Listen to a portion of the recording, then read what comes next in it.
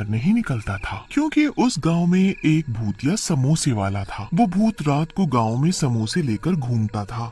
उसके समोसे की खुशबू पूरे गांव में फैल जाती थी। खुशबू से गांव वाले आकर्षित होने लगते थे और अपने घरों से बाहर आ जाते थे। वो भूत उन्हें उठाकर अपने समोसे की दुकान पर ले जाता था और उन्हें मार देता था। इसीलिए गांव वाले अपने अपने घरों की खिड़कियां और दरवाजे रात को अच्छे से बंद रखते थे, ताकि समोसों की खुशबू अंदर न आए। एक दिन राजन शहर से 18 साल बाद अपने गांव लौटा था। अच्छा माँ, तुमसे तो मिल लिया। अब मैं जरा अपने दोस्तों से भी मिलाऊं। अच्छा जाओ, पर शाम ढलने से पहले घर लौट आना बेटा। हाँ माँ, ठीक है, मैं जल्दी आ जाऊंगा। राजन अपने दोस्तों से मिलने चला जाता है और मिलते ही राजू, श्याम, क्या तुम दोनों ने मुझे पहचाना? मैं तुम्हारा बचपन का दोस्त राजन, जो शहर पढ़ने चला गया था। यार तू मेरे दोस्त, इतने सालों बाद आया है तू गांव में। अच्छा दोस्तों, हम कितने सालों बाद मिल रहे हैं। चलो इसी खुशी में कहीं घूम कर आते हैं। नहीं नहीं, हम नहीं जा सकते। क्यों, क्या हुआ? तुम दोनों घूमने के नाम से इतना डर क्यों रहे हो? क्या तुम्हें नहीं पता, इस गांव में शाम ढलने के बाद घर से कोई नहीं निकलता बाहर। पर क्यों, क्या बात है? क्या तुम्हें नहीं पता, रात के समय गांव में समोसे वाला भूत घूमता है। जो भी उसके समोसों की खुशबू सूंघ लेता है, वो भूत उसे उठाकर अपने साथ ले जाता है और उसे मार देता है। शायद तुम्हें भूत के बारे में कुछ नहीं पता। इसीलिए तुम भी खिड़की दरवाजे अच्छे से बंद करके सोना। चलो भाई, अब घर चले, अंधेरा होने ही वाला है। इतना बोलते ही राजू और श्याम वहाँ से चले जाते हैं। ये दोनों भी ना कैसी कैसी बातें करते हैं। कोई भूत वूत नहीं होता। शायद ये दोनों मुझे डराना चाहते हैं। अगर कोई ऐसी बात है तो माँ से जाकर पूछता हूँ। राजन वहाँ से अपने घर जाता है और अपनी माँ को सब बताता है। माँ, आज मैं अपने दोस्तों से मिलने गया था ना, तो वो लोग बड़ी अजीब सी बात कर रहे थे, कोई समोसे वाले भूत की। अगर कोई बात है तो बताओ ना माँ। अब अ- अब इस बारे में कल बात करेंगे बेटा, अभी रात बहुत हो गई है, अभी तू सो जा। हाँ, फिर राजन अपने कमरे में सोने चला जाता है। राजन अपने दोस्तों की कही बातों पर ज्यादा भरोसा नहीं करता, जो उन्होंने भूतिया समोसे वाले की बात कही थी, और वो खिड़की खुली रखकर ही सो जाता है। और रात में भूतिया समोसे वाला हाथ में समोसे की प्लेट लेकर गांव में घूमता है। ओ गांव वालों, जरा खिड़की खोल कर कोई हमारे भी दर्शन कर लो। हम भी तो तुम्हारे अपने हैं। एक बार तो दर्शन कर लो हमारे।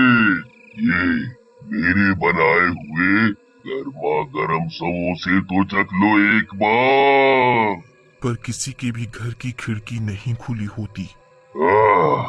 कोई बात नहीं, मैं खुद ही देख लेता हूँ कि आज कौन मरेगा मेरे हाथों से।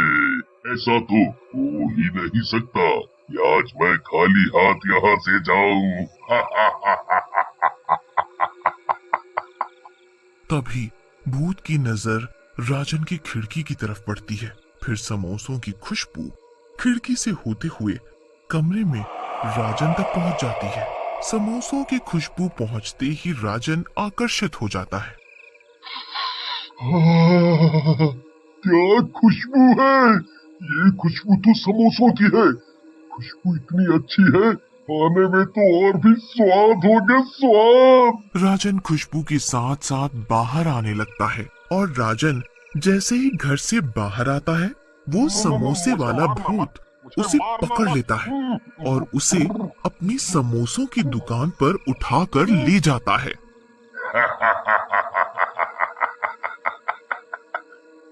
आज का शिकार मिल ही गया। ये सब देखकर राजन डर से थर थर कांपने लगता है और पसीना पसीना हो जाता है।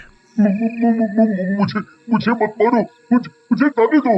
मुझसे बहुत बड़ी गलती हो गई जो मैंने अपने दोस्तों की बात नहीं मानी और खिड़की खोलकर सो गया। मैं तुम्हारा सारा काम कर दूंगा, झाड़ू, पोछा, बर्तन, जो कराना चाहते हो करा लो, पर मुझे जाने दो, मुझे जाने दो। नहीं नहीं, बिल्कुल नहीं, अब कोई फायदा नहीं जब तक मैं पूरे गांव वालों को अपने हाथों से नहीं मार देता, तब तक मुझे चैन नहीं मिलेगा। राजन भूत के आगे बहुत गिड़गिड़ाता है, पर भूत के आगे उसकी एक नहीं चलती। जैसे ही वो अपने लंबे लंबे नाखून उसके सीने में घोंपने वाला होता है, तभी उस भूत को राजन के गले में पड़ा ताबीज दिख जाता है और भूत ताबीज देखकर चौंक जाता है। ये ये ये ये ताबीज तुम्हारे गले में कैसे आया? ये ताबीज मेरे पिताजी की आखिरी निशानी है। माँ ने बताया था जब मैं बहुत छोटा था तब मेरे पिताजी ने मुझे ये ताबीज पहनाया था, पर वो अब इस दुनिया में नहीं है। ये बात सुनते ही भूत की आंखों में आंसू आ जाते हैं। ये ताबीज मेरा है और मैं तुम्हारा पिता हूँ। मैं कुछ समझा नहीं। राजन को कुछ भी समझ नहीं आता। तब भूत पूरी बात बताता है कि कैसे वो भूत बना। बेटा, आज से बहुत साल पहले गांव में मेरी समोसे की दुकान हुआ करती। मेरे समोसों के चर्चे दूर दूर तक फैले हुए थे। एक दिन सरपंच के बेटे ने भी समोसों की दुकान मेरी दुकान के बिल्कुल सामने खोल ली, पर उसके बनाए समोसे स्वादिष्ट नहीं थे और बासी भी बहुत थे। इस वजह से सभी उसके बनाए समोसे नहीं खरीदते थे।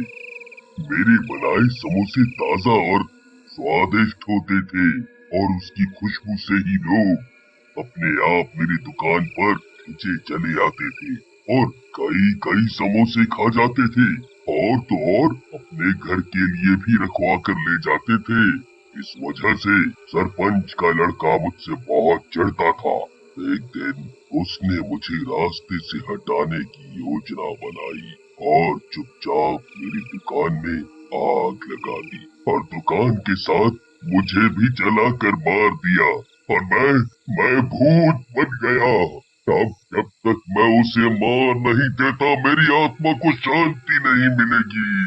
पिताजी, अगर आपकी मौत सरपंच के बेटे की वजह से हुई है तो आप गांव वालों को क्यों मार रहे हो? बेटा, जब मेरी दुकान में आग लगी थी तब किसी ने भी मेरी मदद नहीं की। सभी खड़े खड़े देख रहे थे बस, इसलिए मैं इन सबको मार दूंगा। पर मैं अभी तक सरपंच के बेटे को मारकर अपना बदला नहीं ले पाया, क्योंकि वो अपने घर को हमेशा बंद रखता है, कभी भी बाहर नहीं आता।